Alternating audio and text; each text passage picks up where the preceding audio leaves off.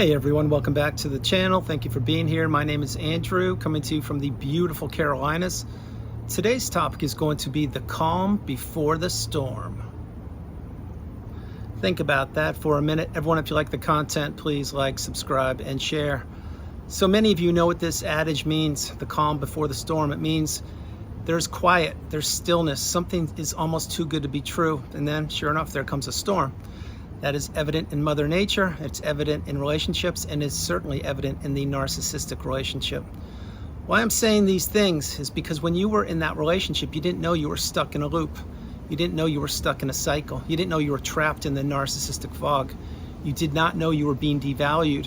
You knew you were being disrespected. You knew you weren't being validated. You weren't being listened to, but you didn't know that all these experiences you were going through, they had definitions. Then one day you figured it out. You wrapped your head around what kind of relationship you are in and or were in. Yes, it was a toxic, debilitating, life-threatening, challenging relationship known as the narcissistic relationship. This is the relationship you need to heal from. This is the relationship you'll have to focus all of your energy and attention into to get through that tunnel, to see the light at the end of the tunnel, and to get to that pinnacle of indifference, the mountaintop of indifference. But as the thumbnail mentions, the calm before the storm, go back in time when you were in that relationship. When things would be going a little too good, when you were with that person who turned out to be toxic, you didn't know that that was going to be just the precipice of them dropping the hammer on you, which means, let's say you had 2 or 3 days of calmness, of normalcy in the relationship. Well, then you settled in and you said to yourself, wow, this is actually great. This is how it was in the beginning of the relationship. This person's amazing. Then boom, the other shoe drops. Here we go again. Now you're being gaslit, verbally abused, silenced, given the silent treatment, ghosted. All of the experiences you went through. This is why the narcissistic relationship, it goes around in a loop. It goes around in a cycle. It goes around and around and around. And that one common denominator is the narcissist. It wasn't you. But you didn't know this back then. Now you're understanding what kind of relationship that was in. That is the most unhealthy relationship you'll ever be a part of. And I can assure you, it is the only relationship that you have figured out now that you're gonna have to heal from. But the calm before the storm, so example, let's say that you were living with the narcissist, no matter who they were. Well, they would open the front door, maybe coming home from work or coming home from running an errand, wink, wink, who knows? And you never know what you were going to get. Would it be Dr. Jekyll or would it be Mr. or Mrs. Hyde?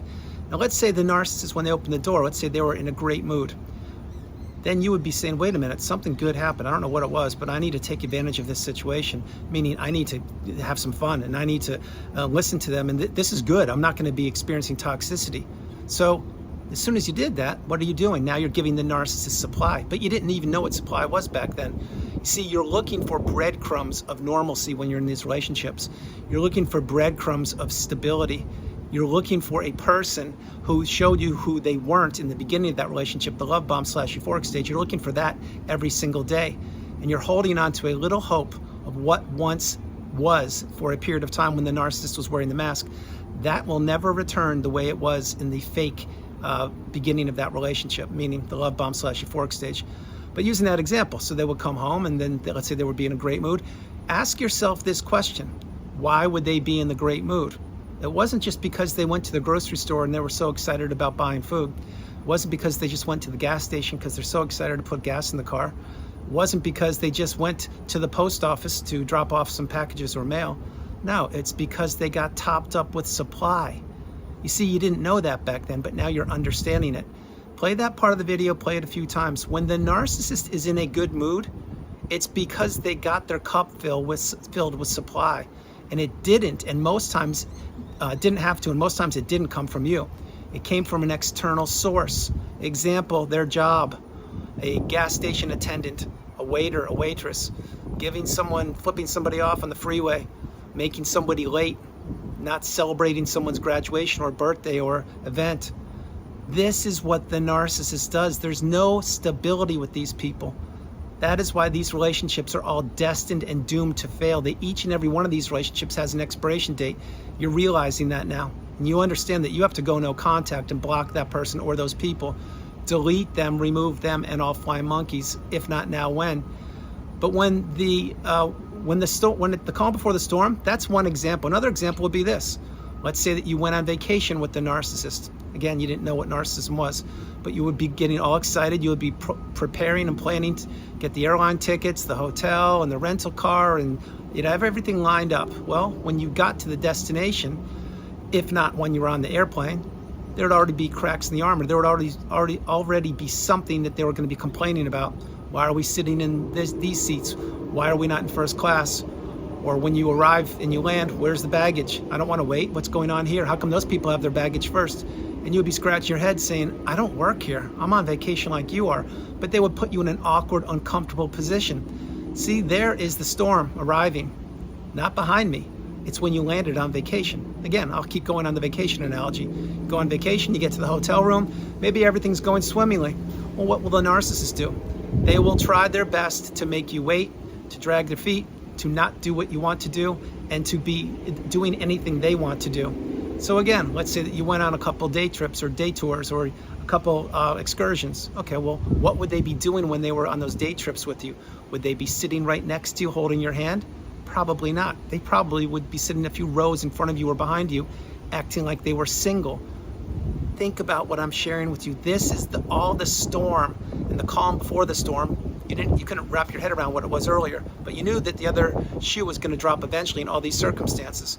Let's take another example. Let's say that you go to a wedding or a funeral, heaven forbid, or some celebration, graduation or something, some special event. Well, what would happen there? Well, the narcissist, maybe they were wearing flashy clothes.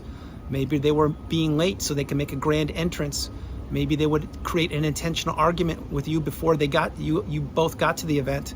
Maybe again, they would be taking their wedding ring off their finger and put it in their pocket or their purse saying they lost it or they forgot it. You see, the narcissist is always looking to manipulate people. They're always looking to see and test the waters of who is paying attention to them, how they can get other people's attention, how they can keep people thinking about them, how they can keep people stuck, and how they can keep people in that narcissistic fog. This is what they did with you. It's what they did long before they met you. It's what they're doing with other people right now if they're still on the planet. Now, having said these things, the calm before the storm, once you figured out what kind of person this was and what kind of relationship it was, then you saw the patterns and you could identify, oh, that's why they were nice to me 3 days before I took them on that trip to Tahiti. That's why they were nice to me right before I loaned them money. That's why they were nice to me right before I bought them the car. That's why they were asking me to move in, or that's why they wanted to move in with me so quickly right after I met them, claiming that they were going to get evicted. And then as soon as they moved in with me, everything changed like that. You see, this is what the narcissist does. They're looking for a host. The narcissist is a parasite. They need a host to elevate them and to do things for them and to supply them with time, money, energy, effort, love, empathy, every single thing that person, which was you, and it certainly was me, provided for them. I will say it one more time. We weren't taught this in school, so we didn't know that this was the type of person that we were in a relationship with. But this person had done it before. They are doing it with their own friends right now. The people that are flying monkeys, the enablers, their own children or stepchildren, their own colleagues or coworkers. Nobody is immune to the toxicity of the narcissist. Nobody's immune to the punishment of the narcissist. That's why once you get the wisdom and you realize that the calm before the storm, those days are long over. For you, it's nothing but sunshine, clear skies, a couple beautiful clouds to insulate you from the heat, but there's nothing but abundance. Take a good look at behind me. That's what's called rarefied air. That's what's called the pinnacle of indifference. That's what's called the mountaintop of indifference. And to get here, you will have to go to hell and back. You will have to experience perhaps the dark night of the soul. You will have to block the narcissist. You will have to journal. You will have to meditate. You will have to watch videos. You will have to write. You will have to heal childhood wounds. You'll have to perhaps communicate with a therapist who knows what they're talking about when it comes to narcissistic abuse. All of these things encompass the healing path. You must remember, the healing path is not linear. It will take time. It will take a lot of time. But in your time, you will heal if you utilize the tools that are provided for you with each and every video I create. Every single day on the planet, there is somebody entering a narcissistic relationship and there's somebody being discarded. And if you really want to drill down deeper there, it's not every day. It's probably more like every second, because there are 1,440 minutes in a day. You times that by 60, that's what, about 7,000 minutes or something, or seconds, I mean, whatever that number is. Having said that, there are 8 billion people on the planet. That means each and every person who doesn't have the wisdom is susceptible to falling into the trap. They're susceptible to falling into the grips of the narcissist. They are a person who is vulnerable. There's a person who doesn't know what narcissism is. They most likely have no boundaries. They most likely have a high level of empathy. They're caring, they're committed, they're thinking that other people are like-minded, they're thinking that someone's words will match their actions or their actions will match their words. This is how you fell into the relationship. It's certainly how I fell into the relationship. But now that we're out and we're healing, and maybe you've reached the mountaintop, the pinnacle of indifference, as have I, if you haven't, continue to grow, continue to learn and to teach if you can, continue to focus on yourself. Have a small footprint, insulate and protect yourself. Conserve your energy for those loved and trusted ones around you, and recognize that where you are is not where you were. And where you were, you need to get as far away from that place as far as possible. And where you're going is someplace like this, the mountaintop, the pinnacle of indifference, where it's nothing but blue skies, abundance, serenity, calmness, peace, growth, fulfillment, direction, purpose, and promise. Having said all these things, when you have healed, you will realize there's no more calm before the storm. The storm is gone. The storm was the narcissist. They were a walking tornado. They were a cyclone of horror. They were trying to destroy you and anything that mattered to you, which did include your health, your money, your time, energy, relationships, your hobbies, your purpose, your mindset, and more. Did the narcissists know what they were doing? Yes, they did. Do they know what they're doing? Yes, they do. I'm going to focus on this for a quick moment. The Hoover. For those of you who do not know what a Hoover is, it's when the toxic person is trying to test the temperature of you. Doesn't mean they're trying to get back with you. As a matter of fact, many times they don't want to get back with you. They just want to see how strong you are, see if you've healed, and to see if you've seen behind the mask. Why do you think a person who discarded you or ended that relationship or abused you or all three, why do you think somebody like that would Hoover, which means try to lure you back into communication with them after a period of time? It's because they're toxic and they need an energy source. They need a fuel source, and they were trying to trap you and keep you stuck in that narcissistic fog. This is what the narcissist does. That's why you must remember and you must utilize this bit of wisdom. Become unhooverable. Block the narcissist today, if not now, when. Get off the radar of the narcissist. Leave them in the past. Let them slither off onto whatever darkness they're going to, but get them out of your life. Do it. They will never improve. They will never introspect. They will never grow. And when you were in that relationship, and if you were to enter a different relationship with another toxic person, you will know that there will always be a calm before the storm, because the narcissist, the cyclone, the tornado, the wrecking ball, this person needs to regulate themselves via other people. They can't do it by themselves. They need to punish other people for being themselves, which is why they look for people with high levels of empathy, which is you, and it certainly was me. But once you heal and you heal properly, you realize there is no calm before the storm, because there is no storm. But what there is there's calmness, there's growth. This is when you can take a class, teach a class, read a book, write a book. You can travel the world. You can sleep in till 12 o'clock in the afternoon, or you can stay up till midnight. You can spend your time with loved and trusted ones that had your back when you were in the relationship, or who showed you that they actually cared about you when you were out of the relationship. By now, perhaps you have created new friendships. Maybe you've rebuilt some other friendships or relationships that were fractured from the narcissist. Maybe you've fallen in love again. Maybe you've relocated. Maybe you've started a business. Maybe you're paying it forward because your cup is full and helping other people who've gone through the cycle. Don't know where you are in the journey. I don't know how far along you've come. What I do know is we are all on the healing path, headed in the same direction, simply taking different footsteps. That mountaintop, that pinnacle of indifference is calling your name. You need to play this video and play it a few times and recognize you are stronger than you know. You will never, ever give up. Don't ever give up. Don't stop. Don't ever stop. Continue to see the light at the end of the tunnel. Continue to know that tomorrow the sun will rise. Continue to know that you were tested, and you were tested over and over and over again.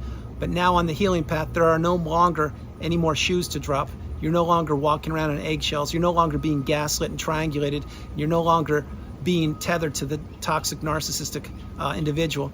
Having said that, before I close the video, the calm before the storm, right now the only calm before any storm in your life will be literally this. It will be Mother Nature. Example, you're in a part of the world and you check the weather report, and the weather report says, yes, tomorrow there's going to be a torrential downfall, rain. Well, then you look at the weather outside and it's beautiful. Well, there's your calm, and you know a storm is coming. That's the only calm before the storm you should ever experience going forward from Mother Nature, which is one of the reasons I create my videos outdoors each and every day, to let you know I made it through the cycle against all odds. I put myself back together despite all odds. I rose through the ashes like a phoenix, dusted myself off by the bootstraps, and I've arrived here and here at the mountaintop, the pinnacle of indifference. And you can and you will too, when you wrap your head around that the narcissist doesn't care about you, they don't love you, they're envious and jealous, and what they try to do is disrupt your energy and your life. Close the chapter of the book on the narcissist. Heal properly, take your time, and continue to move forward each and every day. So everyone, that's the video. I hope you liked it. I loved doing it from the beautiful Carolinas. This is Andrew. Namaste. Have a great afternoon, evening, or morning. No matter where you are on the planet, you are not alone. I love you all. God bless you, and I'll talk to you tomorrow. I'm going to share this again before I close the video. The calm before the storm. You knew this was happening when you were in the relationship because it was a loop, it was a cycle, but you probably couldn't wrap your head around that it was a loop or a cycle.